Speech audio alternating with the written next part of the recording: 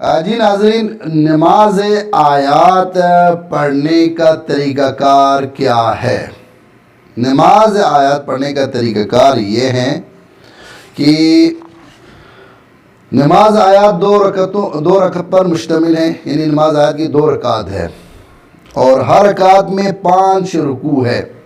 नियत करें, नियत के बाद सूरह अल-हम पढ़े, सूरह अल-हम के बाद जो है मुकम्मल एक सूरा पढ़े, फिर रुकू में जाएं, फिर सर उठा लें, फिर सूरह अल-हम पढ़ें, फिर मुकम्मल एक सूरा पढ़ें, फिर रुकू में जाए। इसी तरह से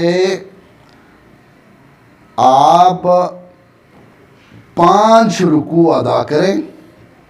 ये पहला तरीका है, यानी एक सूरह अल-हम पढ़ने के बाद एक मुकम्मल सूरा पढ़ें, ठीक है, रुकू में जाएं, फिर सर उठाएं, फिर सूरह अल-हम पढ़ें और फिर सूरह अल-हम के बाद मुकम्मल सूरा पढ़ें। इसी तरह 5 जो है वो रुकू कर ले। ये पहला तरीका है। ये थोड़ा सा मुश्किल है, इसलिए लोग ज़्यादातर इसको अंजाम इस तरीके के मुताबिक नहीं पढ़ते हैं।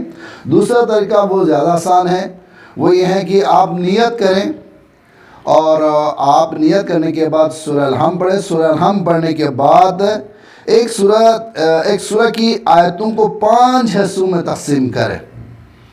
तो यहाँ पर जो है कुछ इश्तिबाह इसलिए किया है कि सूरह तौहीद की जो मिसाल आयतुल्लाह सिस्तानी ने जो दी है, सूरह तौहीद, अगर इंसान नमाज आयात में सूरह तौहीद पढ़ना चाहें तो चूँकि एहतियात वाजिब की बिना पर एक आयत के बदले में बिस्मिल्लाहिर्रहमानिर्रहीम कहने पर इक्तिफा नहीं किया जा सकता है।